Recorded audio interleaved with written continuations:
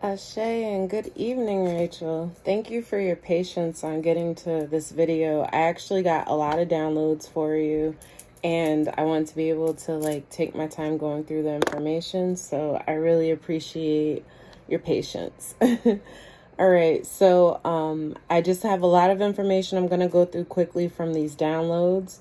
So first off, we have life path number 7. That's what your birthday breaks down to. You're a Scorpio, but I get a lot of Leo energy from you. So I get 1111 is going to be an important date for you, just as 88 was, and that's the Lionsgate portal. 88 was. 1111 is going to be alignment of your masculine, feminine. It's a portal.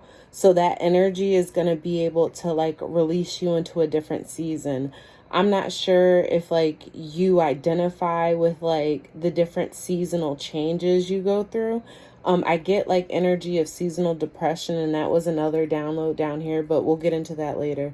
But anyway, that's a sensitivity, but that goes into all of this. So I'll just read what I wrote.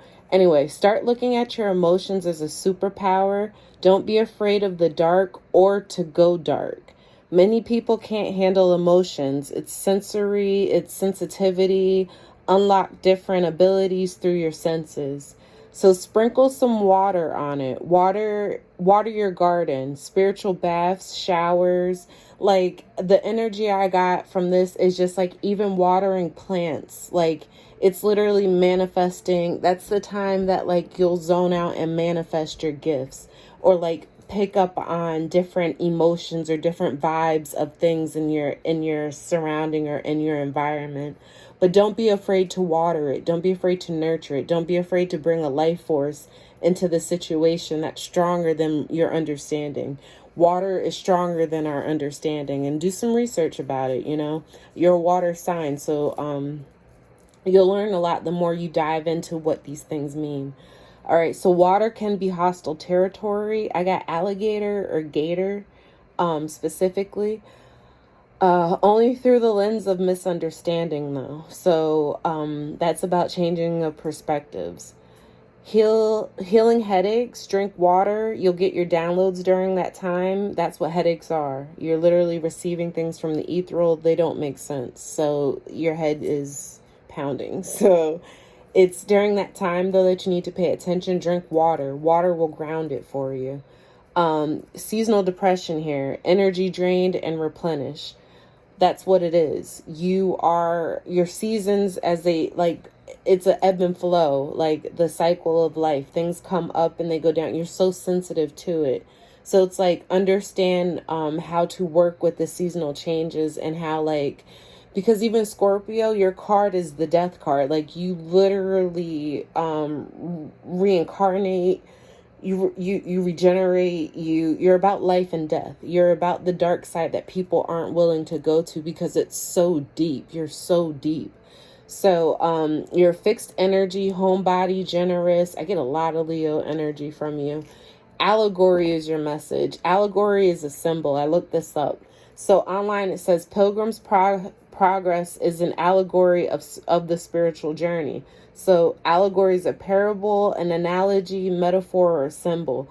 A story, poem, or picture that can be interpreted or revealed, a story, poem, or picture that can be interpreted to reveal a hidden meaning, typically a moral or political one. So making a statement. I get fashion with you. I get some sort of big reveal or staging things.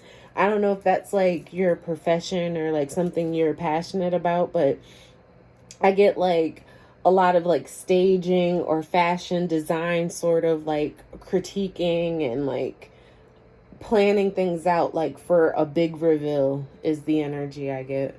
All right. Hopefully that helps. Again, that's just download information.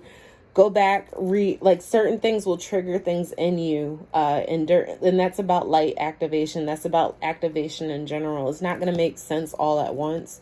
But as you go back to this stuff, it will make more sense. You will start to see your power. And I'm saying too, the deepness of the Scorpio, You guys work with an element that not a lot of people understand. People don't understand the power of water. Like, you literally do. It's a science. You can study it, you know? But to come from like such a deep emotional place, I know. And look at that baby Buddha. This is a Jasper Buddha. I feel like this stone is really important for you, but Jasper is what I was drawn to for your reading. But people aren't, and look up what Jasper means. I'm not gonna do that right now at this time, but maybe I'll send you a text of it so it'll help. But people are afraid of their senses to the extent that they don't trust them. To the extent that, like, you start to feel things and you question yourself instead of believing what you're feeling to be real. So, like, my task to you would be to start to understand how you feel when you're taking your baths, how you feel when you start to garden or, like, water your gardens or water a plant or water anything, nurture a relationship. It's watering it, you know, adding emotions.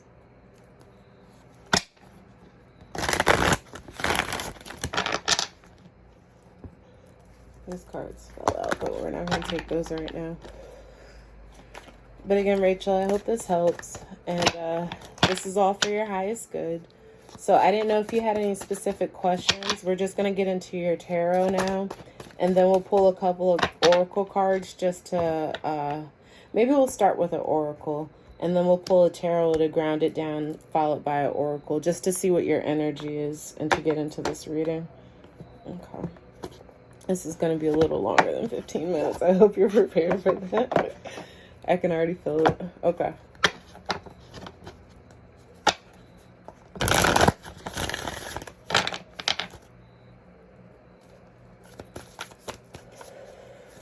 And again, thank you for your patience. So your card that comes out is Embracing. Enlightenment. So Embracing Enlightenment. And I see a lot of stars here, a lot of fire energy, a lot of ethereal, like literal starseed energy. Look up starseed. I actually have a starseed oracle, so I think we're going to use that to finish up your reading.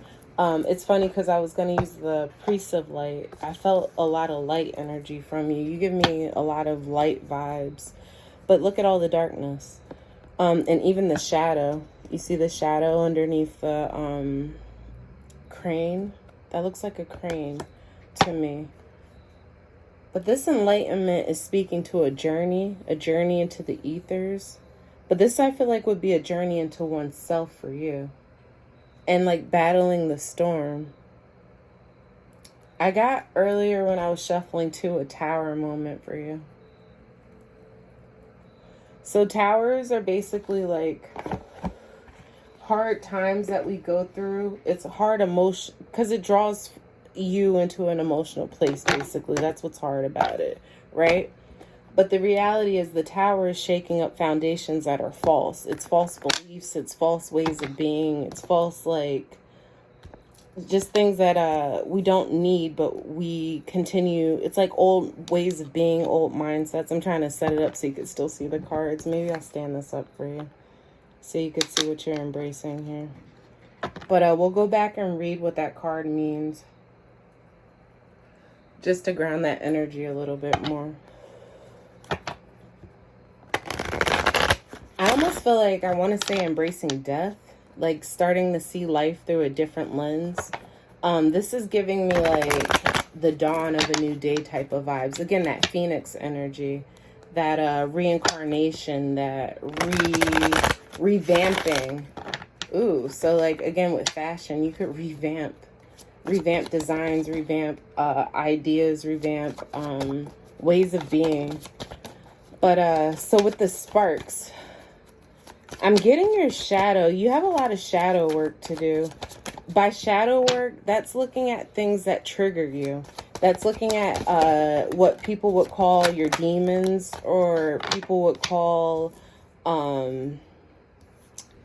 basically the darker aspects of us that we don't care to acknowledge because, you know, we're more judging of them than other people are. Or maybe even other people bring them out of you, and it's hard for you to acknowledge where it comes from or why you have those feelings or emotions. And that may be part of that seasonal depression as well, that starts to come around once the sunlight starts to disappear.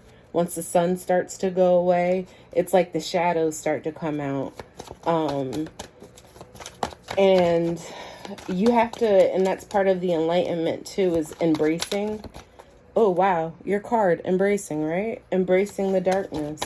I really get that energy for you. I just wanted to pull one more card here, and then we can get into your tarot. There we go. All right. Bottom of the deck is 8 of Wands. So this is about fast movement, like fast pace, passionate messaging. Sorry, I'm speaking really fast. I'm starting to channel for you. So this is the will. It's 8, the infinity symbol. This is fire energy, and it's literally Leo. So I keep getting Leo with you. I don't know if you're in a relationship with a Leo or you have like a really close attachment to a Leo, but it's not a bad thing. I mean, I'm definitely getting their energy in your reading, though. It's almost like somebody that you, it's like a highly respected person in your life, or you just really have a lot of Leo vibes. So I wonder if it's even your moon. But anyway, getting into your reading. So your first card out is the universe.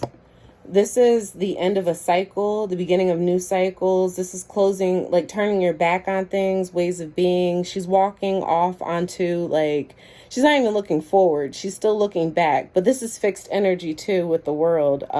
This would be Leo, Taurus, Scorpio, and it's actually in Aquarius. It's giving me Wheel of Fortune vibes too because of the wheel. So it's funny, or the circle, there's reefs around her, which is good fortune. That's like a new year, a new dawn, a new being. But she's turning her back to things. It's almost like you're looking for a new adventure, I'm getting, because there was some sort of cycle in your past that was really heartbreaking. This is the 3 of Swords. So it's giving me the energy, and you see like, this is broken glass. So things that have broken in the past, or like a broken dark past. I get a lot of energy of like heartache, literally bleeding, like something has bled you. It's giving me blood in the bathtub too. So I don't know. I'm getting miscarriages. I don't know if that's necessarily like your energy, but it's giving me that energy of like. And then, I mean, even there's like a knife, like razor blades, so cutting and stuff. I'm getting a lot of different like dark past energies. That your Chariot, this is the next card out. This is Cancer energy, but Chariot is like trying to move away from something. So it's like you're really working hard on trying to move away from this past. The next card out from the Chariot is the Devil. This may be a Capricorn, or this may just be a really toxic relationship that you were once involved in. 9 of Wands, which is fire energy, Aries, Leo, Sagittarius. And then with the Page or Princess of Discs, this is Page of Pentacles. This is a lot of hard energy, and I get why it's taking me a while to do this reading for you. Okay, so you're moving into a new cycle where you're trying to leave pain in the past.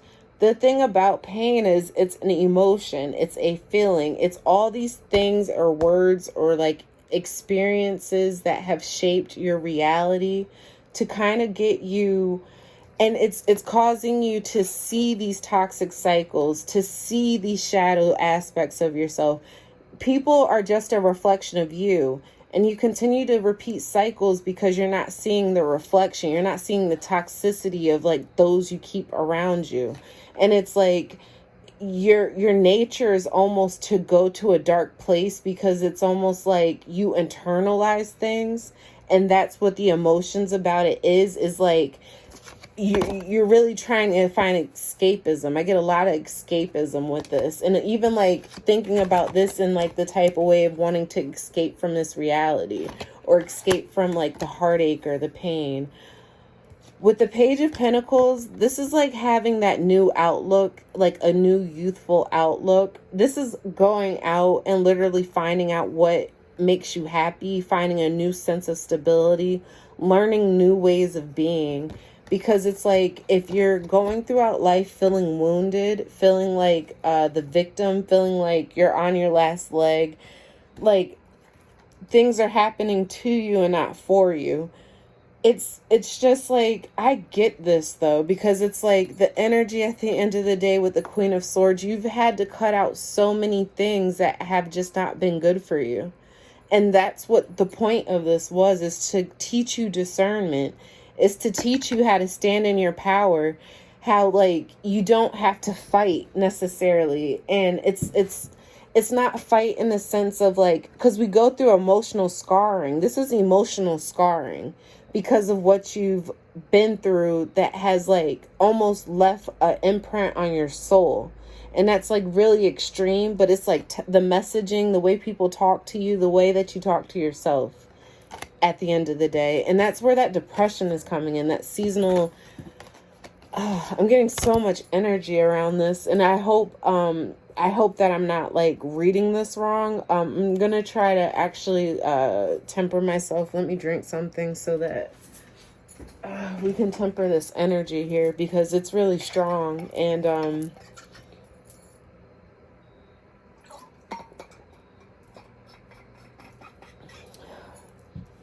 all right.